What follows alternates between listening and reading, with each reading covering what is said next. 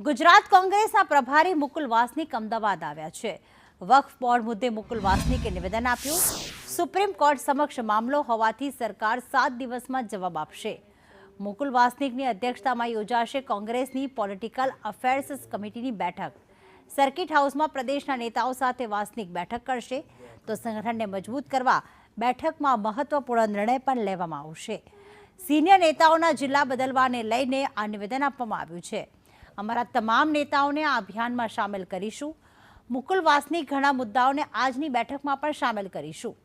મુકુલ વાસનિકે એવું પણ કહ્યું કે ગુજરાતમાં ઘણી મોટી સંખ્યામાં અમારા લોકોને મોટી ભૂમિકા આપવામાં આવી છે।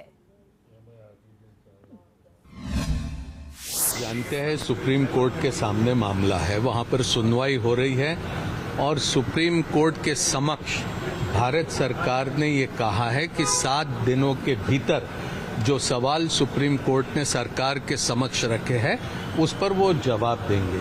सुप्रीम कोर्ट के अधीन ये मामला चल रहा है, इंतजार करिए।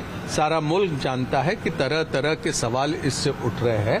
अब ये न्यायपालिका के सामने है, सर्वोच्च न्यायालय के सामने है कि संगठन सृजन अभियान के जरिए हम तमाम हमारे नेताओं को, साथियों को इस अभियान में शामिल कर रहे हैं।